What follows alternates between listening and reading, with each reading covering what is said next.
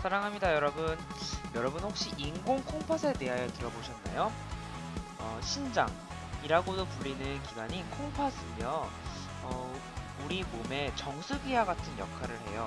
그래서 노폐물을 걸러주고, 그리고 필요한 물질을 다시 우리 몸에 흡수하고, 그리고 필요 없는 물질을 배설하는 그런 역할을 합니다. 이것이 잘못되면은요, 혈액 투석이라는 것을 받아야 해요. 오늘은요, 배설되는 과정과 학습 목표를 보면은요, 배설기관의 구조와 기능, 그래서 어떤 구조와 기능을 갖고 있는지 알아보고요. 그리고 네프론이라는 오줌을 생성하는 단위를 설명하도록 하겠습니다. 무슨 그리스 로마 신화에 나오는 신 이름 같죠? 하지만 이 네프론이 중요한 내용입니다. 오늘 잘 봅시다. 그리고 좀 자세히 봐야 될 것은요. 오줌이 만들어지는 이제 과정, 그리고 배설되는 경로를 설명할 수 있는 게 오늘의 학습 목표입니다. 오늘 좀 말이 빠를 수도 있어요. 많은 내용을 설명하려다 보니까 빠르면은요, 여러분이 강의를 돌려보거나 그리고 멈춘 다음에 정리하면서 이렇게 보면 좋을 것 같습니다. 자, 그러면 오늘 강의를 시작하겠습니다. 자, 먼저 우리 몸에 어떤 노폐물이 있는지 호흡의 결과 노폐물이 발생이 돼요. 그래서 탄수화물과 지방은요, 이산화탄소와 물이 이렇게 발생이 됩니다. 단백질도 마찬가지고요. 그 이산화탄소는 우리 날숨을 통해서 나가죠. 폐를 통해서 나갑니다. 자, 이거는 호흡기관이지만 여기서 배설도 일어난다는 것을 여러분이 알아두세요. 다음에 물은요, 즉 폐를 날숨을 통해서 수증기 형태로 방출이 되기도 하고요. 피부를 통해서 땀의 형태로 배출이 되기도 합니다. 자, 그런데 하나 특이한 점은요. 단백질은 질소라는 성분이 있어요. 자, 탄수화물과 지방은 질소라는 성분으로 구성되어 있지 않습니다. 탄소, 수소, 산소. 단백질은요, 탄소, 수소, 산소, 질소가 있어요. 그래서 이것 때문에 우리 몸에 독성을 띠는 암모니아가 발생이 되게 됩니다. 우리 몸에 독성을 띠기 때문에 간에서는요, 에너지를 사용해서 이것을 요소로 바꿉니다. 독성이 적은 물질이에요. 암모니아보다는. 하지만 이것을 계속 갖고 있을 수는 없겠죠. 그렇기 때문에 우리 피부나 콩팥을 통해서 땀이나 오줌으로 이렇게 배설하게 됩니다. 그래서요, 오늘은요, 주된 배설 기관인 이 콩팥에 대해서, 구조에 대해서 더 자세히 보도록 하겠습니다. 자, 배설기관의 구조를 보면요. 우리 가로막을 표시해 보면은 가로막이 한 이쯤에 있어요. 이렇게 가로막은 이렇게 아래로 올라가 있는 게 아니라 위로 이렇게 올라가 있어요.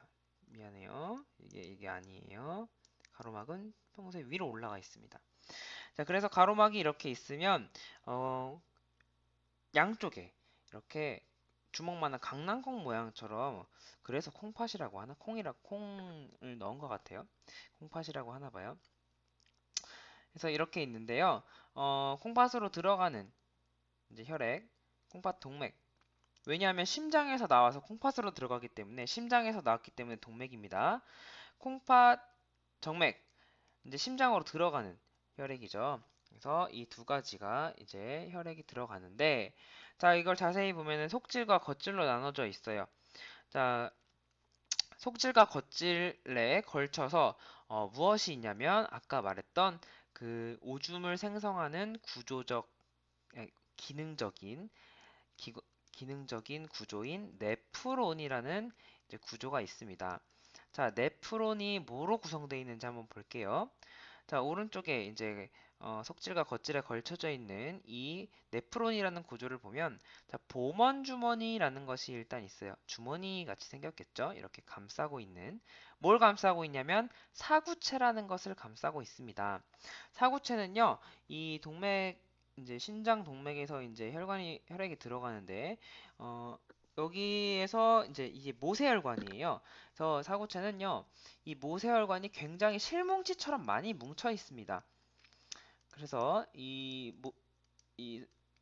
뭉친 모세혈관인 사구체라는 데서 어떤 일이 일어나는지 이따 보도록 하고요. 다음에 세뇨관이라는 부분이 있습니다. 세뇨관은 보먼주머니랑 이어져 있어요. 보먼주머니에서 이제 어떤 액체가 이제 흘러서 세뇨관으로 간 다음에요. 또한 세뇨관은 뭐와 연결이 되어 있냐면 이 콩팥 깔때기라는 것과 연결이 되어 있습니다. 이 콩팥 깔때기는 이제 오줌관이라는 관을 통해서요. 나중에 어디로 연결이 되냐면 이제 방광으로 연결이 됩니다. 그러면은 대충 우리가 이제 한번 지도를 그려볼게요. 혈액이 이렇게 들어가서 사구체를 지나서 이제 뭐 걸러질 거는 걸러질 거예요. 자, 이것을 여과라고 합니다. 그래서 사구체와 이 보먼주머니에서 이제 일어나는 것을 여과라고 해요. 여과. 자, 그 다음에 세뇨관은 이제 모세혈관과 계속 이제 뭐랄까 주변에 있는데요. 주변에 있는데 왜냐하면 여과가 됐는데 물질이 걸러졌는데 거기에서 필요한 물질이 여과될 수도 있잖아요. 우리 몸에. 그러니까 필요한 물질을 여과시 오줌으로 내보내지 않게 재흡수를 하고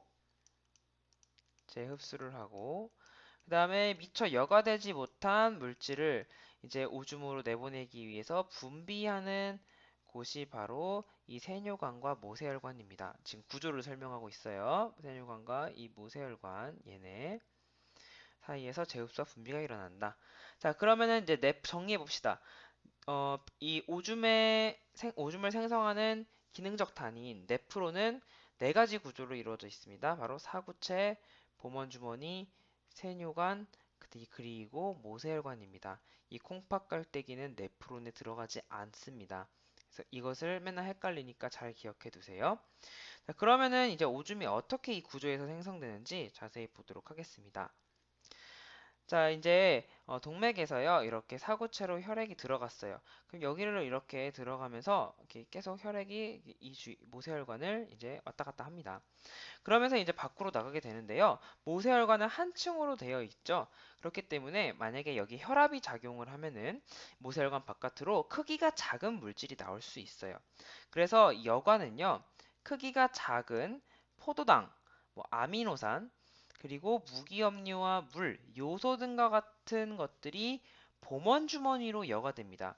사구체에서 빠져나와서 이제 보먼주머니로 나온 그것을 뭐라고 하냐면 이제 여과액이라고 합니다. 여과액이에요. 여과액에는 이제 이런 크기가 작은 것들이 들어있다. 자, 여기서 어떻게 이렇게 빠져나옵니까? 하는 질문은요. 정리해서 한마디로 말하면 혈압 때문이에요. 왜 이 혈압 때문인지는 선생님이 학교에서 설명해 주도록 하겠습니다. 어쨌든 여과액이 이제 어디로 가냐면 세뇨관으로 보먼주머니와 이어진 세뇨관으로 가죠. 근데 이제 만약에 여기서 우리가 몸에 필요한 것이 있다면 다시 모세혈관으로 흡수해야 될 거 아니에요. 반대로 우리 몸에 필요한 것이 없다면 노폐물이 있다면 이제 세뇨관으로 보내야 될 거겠죠. 그래서 재흡수와 분비가 일어납니다. 먼저 재흡수에 대해서 보면은요. 이제 물, 포도당, 아미노산, 뭐 무기염류 이런 우리 몸에 필요한 것들은요. 다시 모세혈관으로 재흡수가 돼야 돼요. 그것을 재흡수라고 하고요. 그다음에 분비는요. 이제 모세혈관에 마치 차마 이제 여과될 수 없었던 그런 물질들 너무 이제 어차피 혈액은 지나가니까요. 미처 빠져나오지 못한 그런 노폐물들을 이제 모세혈관에서 이제 세뇨관으로 다시 분비를 합니다. 그래서 이제 세뇨관은 무엇으로 이어지냐면은 콩팥 깔때기로 이어지고요. 이 콩팥 깔때기는 이제 오줌이 돼서 나가겠죠. 콩팥 깔때기에서 모여진 이제 액체는 오줌이 돼서 나가고요. 모세혈관은 이제 심장으로 들어가는 이제 콩팥 정맥을 통해서 정맥으로 이제 심장으로 들어가게 됩니다. 그래서 어떤 일이 일어났죠, 지금? 네, 우리 몸에 흡수될 건 흡수되고, 그다음에 노폐물은 분비시켜서 그리고 이렇게 오줌으로 내보내는 그런 일들이 일어나기 때문에 이 콩팥은 매우 매우 중요한 기관이죠. 수업 시간에는요, 혈장, 여과액, 오줌의 성분을 비교해서 어떤 것들이 오줌에서 빠져나가는지, 어떤 것들이 재흡수되고 분비되는지 다시 한번 알아보도록 하고요. 그리고 심장이 고장나면 인공 콩팥이라는 것을 이렇게 우리가 사용하는데, 이것에 대해서